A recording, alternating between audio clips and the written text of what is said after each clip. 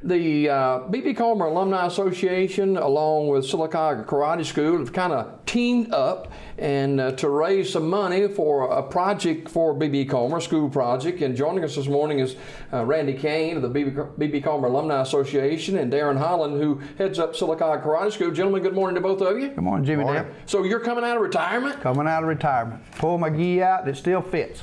Wow. So how did this come about? Well, you know, I've been on the show many times about a number of things, from concerts to golf tournaments and so forth. So I went to Daren and planted this seed of an idea of starting a new basic beginners class. We're not looking for Chuck Norris or Bruce Lee to walk in the door. We're looking. So I'm not welcome? Oh. Well, over the years, I have so many people that still ask me about the karate class. And I tell them where to go and who's in charge and who's instructing it.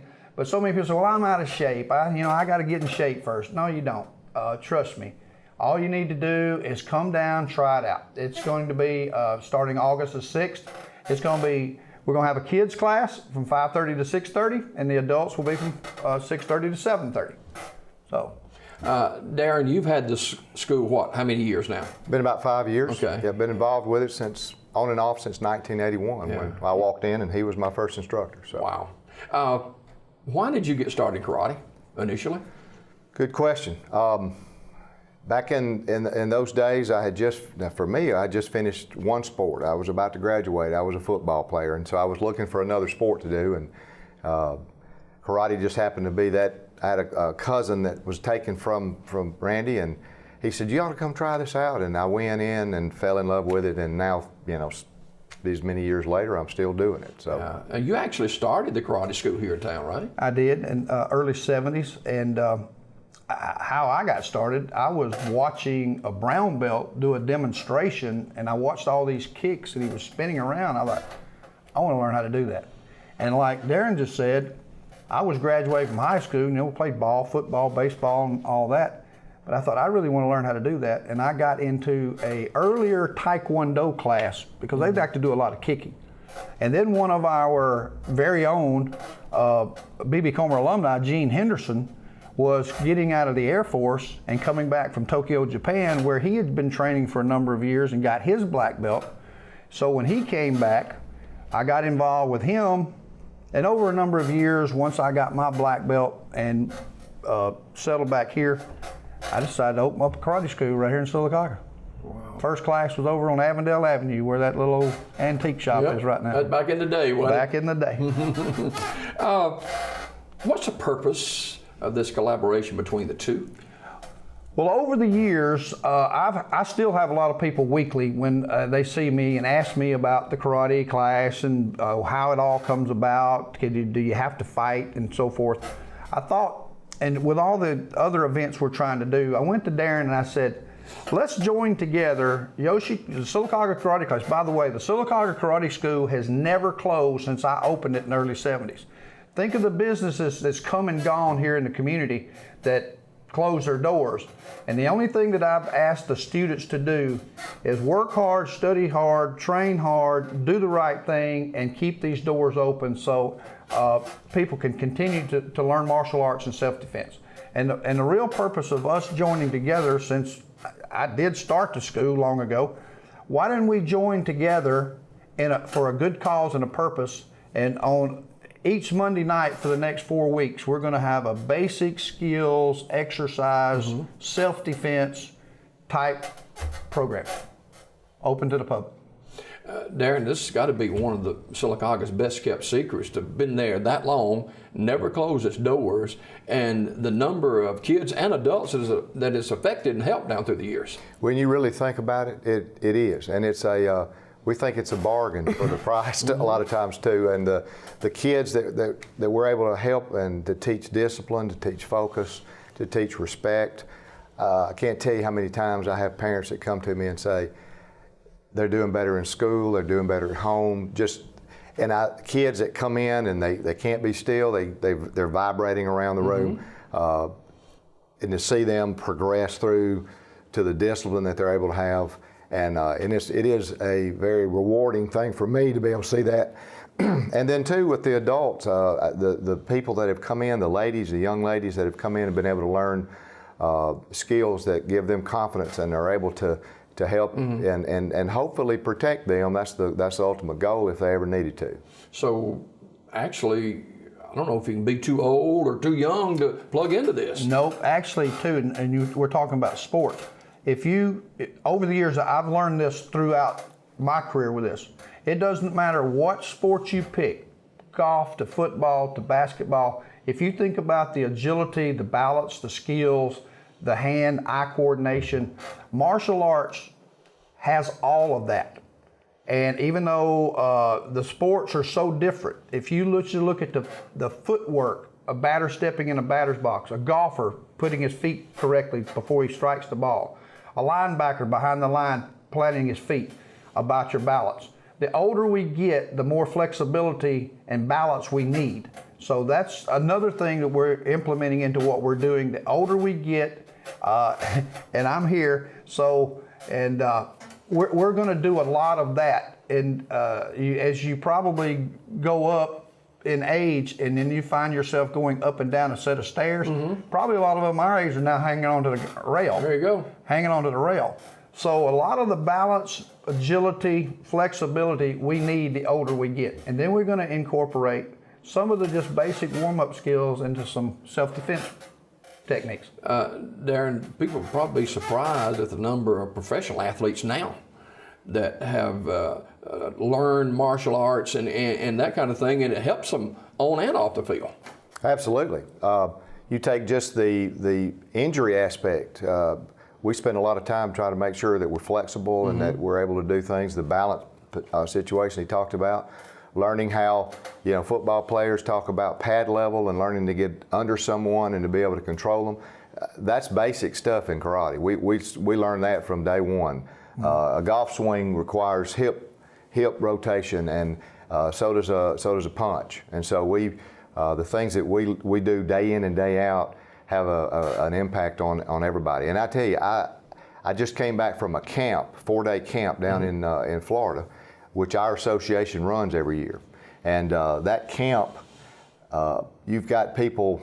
I think the oldest person there was in their 70s, and they're out there still doing karate. So it keeps you vital. It keeps you active. I know them as far as I'm concerned. At my age, I can do things that I never thought I'd be able to do at my age, still. And I think that karate has everything to do with that. Randy, how do people, whether they're young or not so young, plug into this to learn some basics? Well, on Monday afternoon, August the 6th, we're going to be opened up at 5 p.m., not 5 a.m., 5 p.m. over here at the Sylacauga Karate School on Norton Avenue. We'll have a registration setup table. There's no contracts. You don't have to sign a bunch of paperwork. All we need you to do is sign your name that you came in, and we're charging $5 a lesson. And this money will go towards the fund that we're trying to help the school. And we don't get any of that. It'll go strictly to the association to help the school. And you just show up. Real simple. Yeah. Wear something comfortable. We'll be doing some kicking. We'll be doing some stretching. We'll be doing a lot of movement. So wear something comfortable and just show up. And if you're out there, there's not going to be any fighting. There's not going to be any hard contact. It's going to be quite different than, I've had phone calls about this. Hey, RC, you going to teach it like you did years ago? No, we're not. It's not going to be that way. The regular karate class that these guys do, they do the traditional stuff and they do spar. But for what we're doing here, they're not going to be, don't worry about getting injured. Don't worry about you being out of shape. None of that matters. We'll have something for everybody. And we're going to do it every Monday throughout August.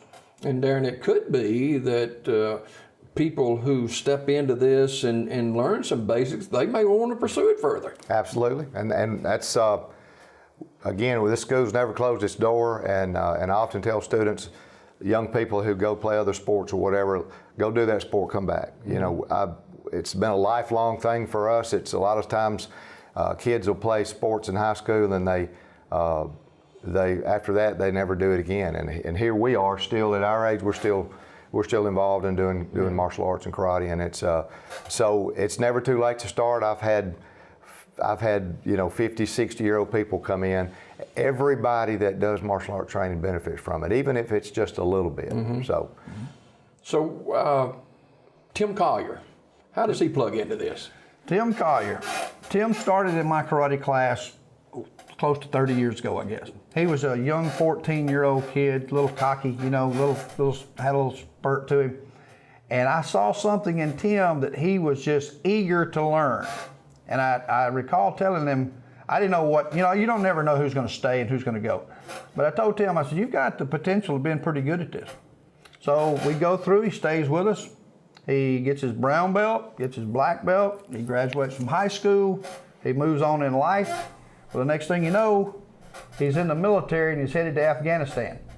And we're proud to have him and thank him for his service. He's a retired police officer, isn't he? Yep, No, he's not retired. He worked last night. Okay. Yeah. Okay. He sure did. And he is one of our local police officers, and he still trains. And I've watched him, and I've talked to him a few times in the last year or so. He still trains. So we want him to come and talk a little bit about our area here, things to be aware of. Some of the crime things that's going on in our community that some of you may have been affected by or heard about or a family member involved in. So we have a retired veteran that's going to help us, a police officer with the knowledge of what's going on around here to make us aware of things close to us and that we might not think about. And plus, for Tim to be there that long, serve in our military, come back and serve our community, I want him involved. Darren, tell us a little bit about the Silicon Karate Club. We have kids and adult classes. Our classes are Tuesday nights and Thursday nights. The kids' classes start at 5:30, they go to 6:30. The adult classes start at 6:30 and go to 8.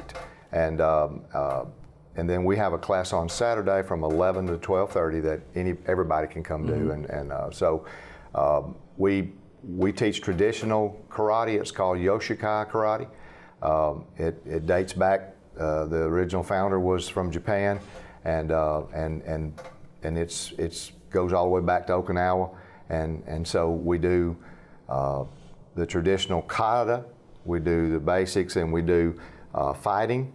Freestyle sparring. We can compete in tournaments if that's what you want to do. There's plenty of aspects of the sport if you're interested in that part of it. But the main thing we're concerned about is it's a civilian self-defense system. And so our objective is to make sure that in addition to learning the things like discipline, respect, focus, and those kind of things, we want to be sure that our students are able to also, if they needed to use the system to defend themselves, to keep themselves out of harm, then that's what we want them to be able to do. And we take great pride in the long history of being able to teach those skills to our students. Well, it looks like, Randy, that it's a win-win here. You got people who are always struggling to lose weight and they're out of shape and stuff, and this can help them in the long run. Absolutely. And with the schools, with discipline being challenged in every school in the country, I guess, this is something that can help someone who's really maybe struggling a little bit to become more disciplined and feel good about themselves. Absolutely, and that's why we wanted to make it real clear that they didn't have to worry about the contact, any fighting, things of that nature. It's going to be strictly, you work muscles in your body with martial art training that you don't even realize are there. And to do the stretching, to do the punching, to do the blocks. And one thing I've got to make clear, there's been a perception because of all the movie industry, Hollywood, making all these movies where people jumping out of trees and fighting 20 people at one time. That's not reality. We want to teach just basic fundamental skills where you can get some exercise, you can sweat a little bit, you can lose a little bit of weight, and you're learning a little bit of self-defense, and you're going to use some muscles that you really didn't think you were there. So and plus, it's going to help the B.B. Comer School. It's going to encourage this instructor here for his school, for those that want to continue on. So you just said the words, win-win. I've learned through doing these things right here, everybody has to win and get something out of this that's going to be positive. So that's what we're trying to do. So the B.B. Comer Alumni Association, maybe you don't know a whole lot about it, but they raise money for scholarships and award scholarships to both B.B. Comer and the Sylacauga High School. And this particular project is going toward B.B. Comer. Do we have it earmarked what it's going to be doing or what? Yeah, we've met with Coach Fawcett here a couple weeks ago, and he laid out the needs that he has. You know, right now, I know y'all had media days the other day, and I was out of town. Well, I went down to watch him work out. He had over 50 kids still out there. The workout, the field house had 30 or 40 girls in there working out, and there was another 30 or 40 girls on the baseball field running. So there were more kids out there still training and practicing than this time last year. So helmets. He went through all of his equipment, and there is a need for some helmets. If he keeps all those kids, you know, we only had in the 20s, low 20s players last year. So now if he's going to have 30, 40 players, there's some helmets down there that's out of compliance. That costs a little money too. Football helmet for a high school kid to be in compliance for safety reasons, yes. And Coach Fawcett is not going to use no secondhand equipment. He needs good equipment. So that's what we're all trying to do. You know, they've had a chicken fry, we've sold watermelons, we have had a golf tournament. And this sports equipment here is not cheap.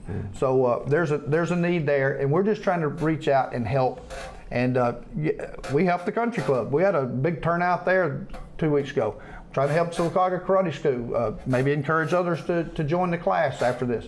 And plus we're helping, if you go to a football game and look down on the field, you go, wait, you know, I helped buy that helmet. Yeah, that's a good point. And Daren, it's got to feel good for Sylacauga Karate School to give back into the community. I mean, that's why we're here. In our, you know, we've never taken this as we don't make a living on the Sylacauga Karate School. Our goal, our school is to be able to provide a benefit to the community, to our kids and adults.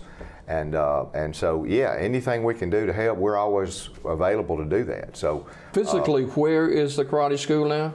It's on Norton, but exactly where? 30 North Norton. Okay. It's in the same block as Thrasher's Floors and More, and Livingston. We're right down the street from them. So. Okay. And Randy, for people who would like to get plugged into this, and we got sign up starting on August the 8th, I think it is. 6th, and the school starts. Is that right? I got August 8th. What have I got August 8th right here? Oh, may have put the wrong number down. Okay, all right, it's August 6th. It's August the 6th. Okay, yeah, okay. August the 6th. A week from today. A week from today. Right. We'll have sign up starting at 5 o'clock at the school. It's going to be real quick. Sign your name, pay a little fee. We're going to get you started at 5:30 with the kids, 6:30 with the adults. All right, now you got a couple of things coming up when school starts back too, right? Yep, let's see here. I think it's at the bottom of the notes there. Yep. Sharing notes this morning. Yeah. Yeah, well, school starts back August the 7th. I learned last night from Coach Fawcett, and the annual Black and Gold Day, it's usually in the next week or two before school starts, but he's going to have it on August the 25th this year from 4 p.m. to 7 p.m. And we are now working with the boosters closer than we have before and supporting all of their needs. And I talked to Tessa last night, and they're working on some projects you'll hear about coming up pretty soon that they're doing. So, and one thing, I'll go ahead and plan it. We're a long way from making it happen, but I put a survey out on Facebook a week or two ago and asked the whole group if we had a Marble City Classic for B.B. Comer and Sylacauga High School alumni everywhere, would you come? And we had, I don't know how many, 100 and something people say yes, yes, yes. So we're going to try to make that happen. And we talked about some of our local talent like Mike Shell and the Old Pros, Tommy Brown and that group, to bring everybody back together. I don't know if that'd be a fundraiser or not, I don't know, but I just think something called the Marble City Classic. We know Comer and Sylacauga don't play each other right now, but we don't know what the future holds. What if they do one day? What if Comer builds that program back up to where we have a Marble City Classic? So I think if we just keep our schools together and our community together, That may happen one day. Let's kind of capsule where we are and what's going to be happening, and if there's a website they can go to or email that they can get to get some information from you guys. Well, you can go on the B.B. Comer alumni page. You'll probably see B.D. Burton's name up there, B.B. Comer alumni page. And also Tessa told me last night, their website for the boosters is the All Sports Booster Club for B.B. Comer. And B.B. Comer All Sports Booster Club on Facebook. And you can get a lot of information of what's going on in the schools, not just sports, but throughout whatever's going on in all kind of activities over there. Daren, if you get an overflow, which you may do with all the offerings that you have right there, including just some safety, basic safety ideas especially for ladies, because this country is kind of turn the curve about protection, and this can be a way to help. Who all's going to be involved in this from the center? You two, and who else? Well, he's got a number of brown belts and black belts. Okay. I've invited them all to come, even though this is a little bit separate than the normal traditional class. But we're going to have enough black belt experience. They're probably from 10 years to 30 years of black belt training experience and still training. So naturally, I want them there to help. So you may have one-on-one training depending on how many instructors we have show up. So how many black belts are there now that you've got? On an average night, we'll have anywhere from 6 to 15 probably. Wow. On an averget night, they'll show up and train in the adult class typically. Yeah. And some come to the kids class with us and help teach too. Right. So fantastic. So get involved in this with yourself or your children or your grandchildren, and let's make it happen and raise funds for the B.B. Comer Alumni Association, B.B. Comer School. I already have my black belt, but it came from Dollar General. I don't guess that counts. But anyway, there's a lot of people who are involved in making this happen. Let's make it a success. And thank you both guys for being here this morning. Thank you again, Jimmy Dale. All right, we got more Daybreak just ahead.